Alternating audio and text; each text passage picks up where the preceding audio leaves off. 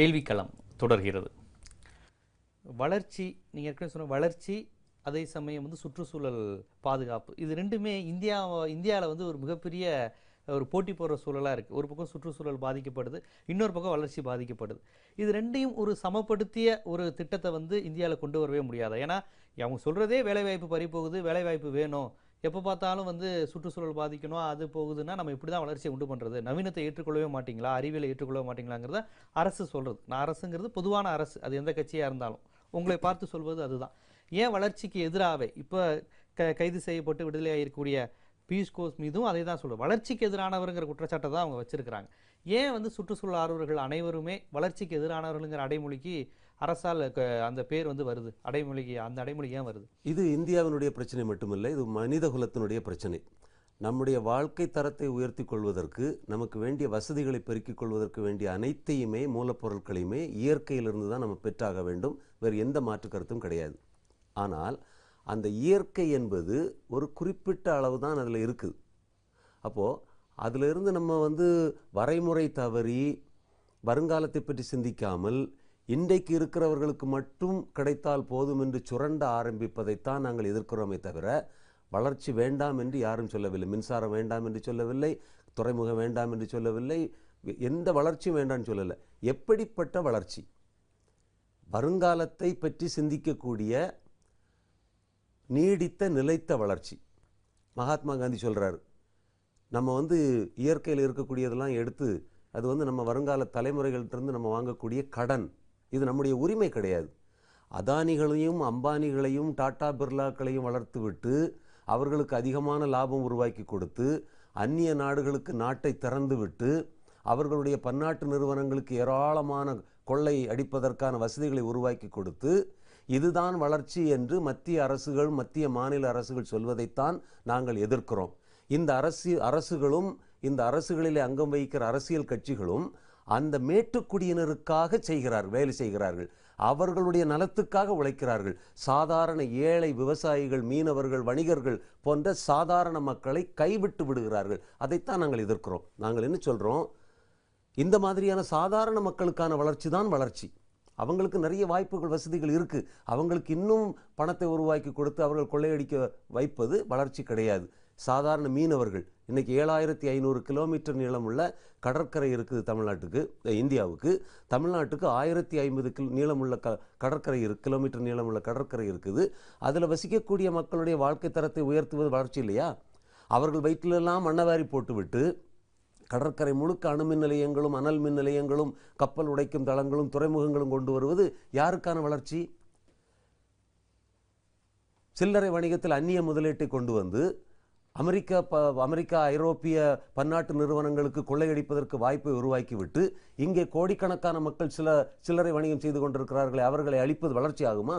இந்த மக்களுடைய வளர்ச்சிக்கு வாழ்வாதாரத்தை தக்க வைப்பதற்கும் வளர்த்தெடுப்பதற்குமான உதவிகளை செய்யுங்கள் கேட்கிறோம். அதுதான் வளர்ச்சி. என்எல்சி போன்ற நிறுவனங்கள் வரும்போதே இது வந்து மக்களுடைய வாழ்வாதாரத்தை பாதிக்குது அப்படிங்கிற ஒரு குரல் எழுந்தது. ஆனால் என்எல்சி அப்படிங்கிற ஒரு விஷயம் வந்து இன்னைக்கு எத்தனை பேருடைய வேலைவாய்ப்பை உருவாக்கி தந்திருக்கு, குறிப்பாக தமிழர்கள் எத்தனை பேருக்கு வேலைவாய்ப்பை தந்திருக்கு அப்படிங்கிற வார்த்தை. என்எல்சி மாதிரி திட்டங்கள் வரும்போது கூட இவங்க எதிர்ப்பு தான் தெரிவிச்சிருக்காங்க அப்படிங்கிறாங்க. இதை நீங்கள் எப்படி பார்க்குறீங்க? என்எல்சி திட்டம் வந்து நிறைய பேருக்கு வேலை கொடுக்கறது உண்மைதான். எத்தனை ஆயிரம் விவசாயிகளுடைய விளைநிலங்களை அது அளித்தது. அதனால் பலன் பெற்றவர்கள் எத்தனை பேர்?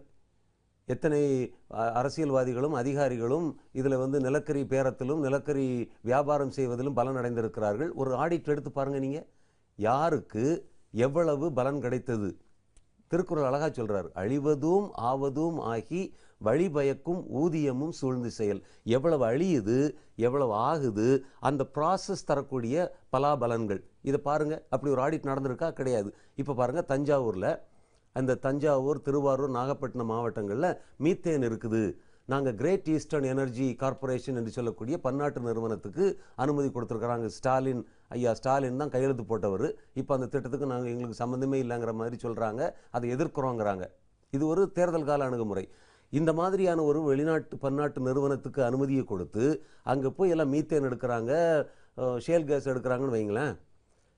தலைமுறையாக தமிழ் மக்களுக்கு உணவு தரக்கூடிய தஞ்சை தரணி என்ன ஆகும்? உணவு வேணுமில்ல நமக்கு. பன்னாட்டு இப்போ இது போன்ற பெருநிறுவனங்களோ நடுவண் அரசினுடைய ஏதோ ஒரு திட்டத்திற்காக அங்கே ஒரு வேலைவாய்ப்பு நிறுவனம் ஒரு மிகப்பெரிய அளவில் உருவாக்கும் போது நீங்கள் என்ன சொல்கிறீங்க, உருவாக்கி விட்டு அவர்களுக்கு வேலைவாய்ப்போ நட்டையீடோ தாங்குங்கிறீங்களா, இல்லை அந்த அமைப்பே இங்கே வேணாம், அந்த நிறுவனமே இங்கே வேணாங்கிறீங்களா? எத்தனை பேருக்கு வேலை கொடுப்பாங்க? மீத்தேன் திட்டம் வந்தாச்சுன்னா எத்தனை 200 பேர் கொடுப்பாங்களா, 2000 பேர் கொடுப்பாங்களா? இங்கே 2 லட்சம் விவசாயிகள் பாதிக்கப்படுறாங்களே, அதை பார்க்க வேண்டாமா? இந்த வேலை வேலை வேலை வேலை முக்கியம், மாற்றுக்கருத்தே கிடையாது. ஆனால் விவசாயிகள் செய்கிறது வேலை தானே, வணிகர்கள் செய்கிறது வேலை தானே, மீனவர்கள் செய்கிறது வேலை தானே. அப்போ 20,000 மீனவர்களுடைய நலனை கெடுத்து விட்டு 200 பேருக்கு குளச்சல் துறைமுகத்தில் வேலை கொடுப்போம்னு சொல்கிறது அது என்ன கணக்கு? அதை எப்படி ஏற்றுக்கொள்ள முடியும்? மொத்தத்தில் மத்திய மாநில அரசுகளை ஆளுகிற கட்சிகள், இந்த அதிகாரம் வாய்ந்த சக்தி மிக்க அரசியல் கட்சிகள் எல்லாம் வளர்ச்சியை தவறாக பார்க்கிறார்கள். அவர்கள் வளர்ச்சியை, அவர்களுக்கு ஆதரவாக செயல்படுகிற பன்னாட்டு நிறுவனங்களை, முதலாளிகளுடைய வளர்ச்சியைத்தான் வளர்ச்சி என்று பார்க்கிறார்கள். நாங்கள் என்ன சொல்கிறோம், சாதாரண மக்களுடைய வளர்ச்சியை பாருங்கள்னு சொல்கிறோம். இதுதான் வேறுபாடு. யாருடைய வளர்ச்சி, எத்தகைய வளர்ச்சி, எத்தகைய வளர்ச்சி? 40 ஆண்டுகள் நமக்கு மின்சாரம் கிடைக்குதுங்கிறதுக்காக ஊருப்பட்ட இடங்களெல்லாம் அணுமின் நிலையத்தை கட்டி இந்த அணுக்கழிவை உற்பத்தி செய்து இந்த மண்ணையும் தண்ணீரையும் நாசமாக்கி காற்றையும் நாசமாக்கி போட்டுட்டு என் பிள்ளை எங்கே போவான்? நம்ம பிள்ளைகள் எங்கே போவாங்க? நம்முடைய வருங்கால சந்ததிகள் என்ன ஆகும்? இந்த அணு உலை விவகாரத்தில் பிரகாஷ் காரத் அவர்களே அணு உலை வேண்டாம், அணு உலை எதிர்ப்பு மனநிலையில் இருக்கிறார். கேரளாவில் இப்படி பேசியிருக்கிறாரு, மகாராஷ்டிராவில் அவர் அணு உலைக்கு எதிராக பேசியிருக்கிறாரு, நீங்களே சொன்னீங்கல்ல. இப்போ பிரகாஷ் காரத்தோ சிபிஎம்மோ கூடங்குளம் அணு உலையில் உங்களுடைய கருத்தை ஏற்றுக்கிறாங்களா? இல்லையே. பெரும்பான்மையான அரசியல் கட்சிகள் இந்த மாதிரி 10ஆம் பசலித்தன அரசியல் தான் பண்ணுறாங்க. ஒரு அரசியல் தலைவர் என்கிட்ட சொல்கிறாரு, ஒரு மிகப்பெரிய தமிழகத்தில் மிக அறியப்பட்ட ஒரு அரசியல் தலைவர் தனிப்பட்ட முறையில் என்கிட்ட சொல்கிறாரு, என் வீட்டு பக்கத்தில் ஒரு டிரான்ஸ்ஃபார்மர் வைக்கிறது கூட நான் அனுமதி கொடுக்க மாட்டேன், நீங்கள் இவ்வளோ பெரிய அணுவில் எப்படி வர விடுவீங்கன்னு ஒரு தலைவர் என்கிட்ட சொல்கிறாரு. இதே தலைவர் தான் இவர்களை இரும்பு கரம் கொண்டு அடக்க வேண்டும் சொல்லி நாங்கள் போராட்டம் நடத்தும்போது சொன்னார். தமிழகத்தினுடைய ஒரு மிக முக்கியமான கட்சியினுடைய மாநில தலைவராக இருக்கக்கூடிய ஒரு தலைவர் என்கிட்ட சொன்னார், ஒரு மருத்துவர் என்கிற முறையில் நான் இந்த திட்டத்தை எதிர்க்கிறேன் தனிப்பட்ட முறையில், ஆனால் கொள்கை வடிவத்தில் வரும்போது அவங்க கட்சிக்கு ஜாலரா போடுறாங்க. இவங்களெல்லாம் 10ஆம் பசலித்தனமான அரசியல் பண்ணுறாங்க. மத்திய அரசில் இருக்கக்கூடிய மேனகா காந்தி இமெயில் அனுப்புனாங்க, ஒரு பெண் என்கிற முறையில் அணு உலையை நான் எதிர்க்கிறேன், அப்போ நீங்கள் ஒரு ஸ்டேட்மெண்ட் கொடுங்கன்னு சொல்லும்போது இல்லை, கட்சியை மீறி செய்ய முடியாது. அது என்ன கட்சிக்காக, உங்களுடைய வாழ்க்கைக்காக, உங்களுடைய தன் நலத்துக்காகத்தான் இவர்களெல்லாம் அரசியல் செய்கிறீர்களா என்று நான் கேட்கிறேன். மக்களுக்காக பேசக்கூடியவங்க இப்படி மறைக்க வேண்டிய தேவையில்லையே, இரட்டை வேடம் போட வேண்டிய தேவையில்லையே. இன்றைக்குள்ள அரசியல் கட்சிகளும் மிக பெரும்பான்மையான அரசியல் தலைவர்களும் 10ஆம் பசலித்தனமானவர்கள். இவர்கள் இரட்டை வேடம் போடுகிறார்கள், மக்களுக்காக பேசவில்லை, செயல்படவில்லை என்பதுதான் எங்களுடைய குற்றச்சாட்டு.